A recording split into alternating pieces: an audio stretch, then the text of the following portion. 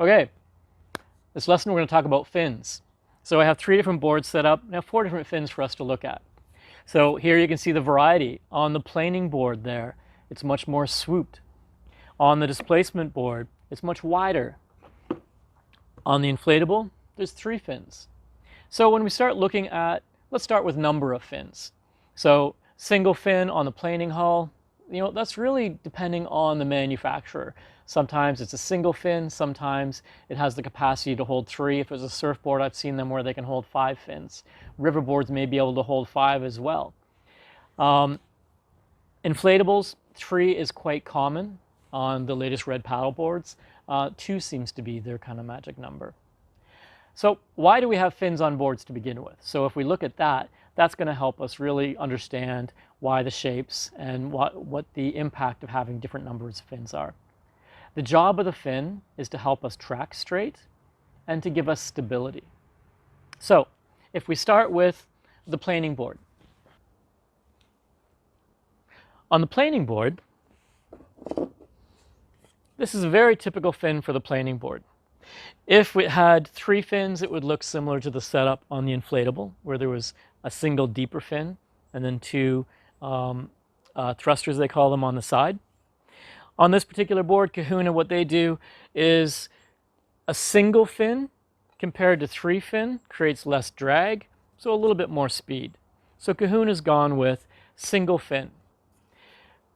If we just go single fin though, we have the potential of losing stability. This surface area that the side of the fin has when it's in the water helps keeping the board from rocking side to side. So this gives us stability on the board. It helps us track forward because every paddle stroke, the tail's not spinning out behind us because of the surface area, again, holds the paddle or holds the fin, so it's tending to go straighter. So it helps us track straight. The surface area on the side contributes to stability. So when we go down to a single fin, we don't want to lose surface area and have less stability. So what Kahuna has done is they've made a deeper fin. So a typical fin on a board like this, if it has 3, might be only 8 or 9 inches deep. This one's more like 10 or 11 inches. So we get more surface area because the fin goes deeper into the water. So we have the advantage of the single fin being less drag. And because they've made the fin deeper to maintain the surface area, we still get a lot of stability from it. Now, because of the planing hull, the intention of that hull is to be maneuverable and very stable. So extra surface area makes it stable. The shape of the fin, the cut on the front and the cutout section on the back, make this fin maneuverable as well. So a fin is chosen for the board to match the intention of the board. Intention is maneuverable. This fin, the way it's shaped, makes this fin maneuverable. Displacement hull, on the contrast of that, is designed to go straight and fast. So we still want stability. We want that tracking. So on this board here, this is the fin that came with it.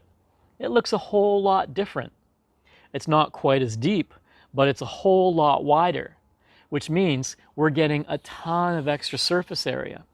This extra surface area is giving us a ton of extra stability. So even though the board is narrower, especially at the nose and the tail, we're still getting a lot of surface area. So this is giving us stability that we may have lost in the shape of the board.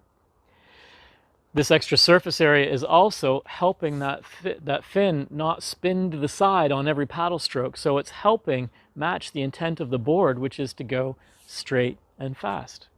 So a displacement hull quite often has more surface area on the fin to contribute to matching the intent of the board.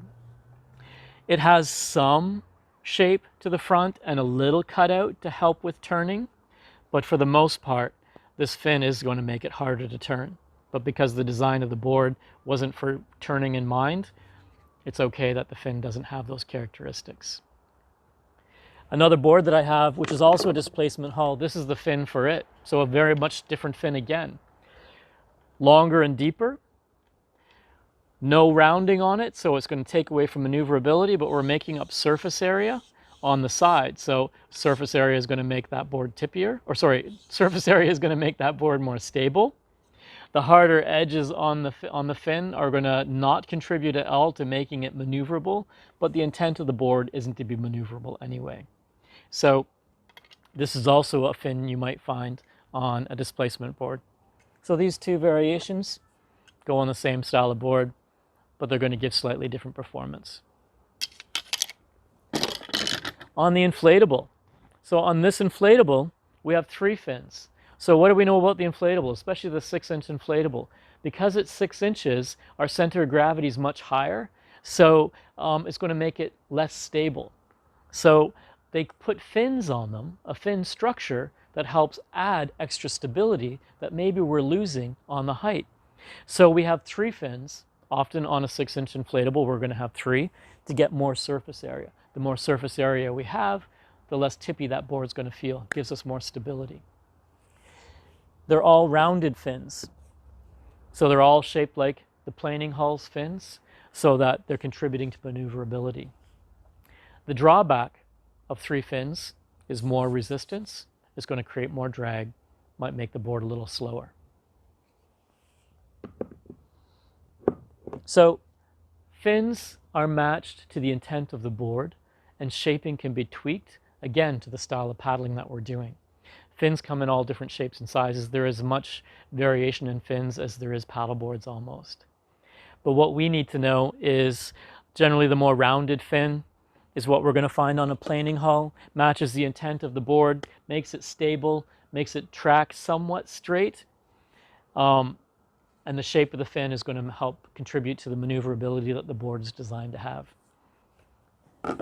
Displacement, extra surface area, more stability because the shaping of the board might contribute to not being stable. So we counteract that with more stability in the fin. Single fin, less drag, board wants to go fast. We're not going to find 3 fins ever on a displacement hull. Deep, lots of surface area is also going to help it track straight.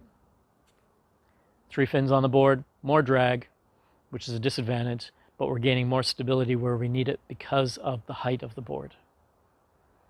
One last thing, on hard boards. This is the fin box.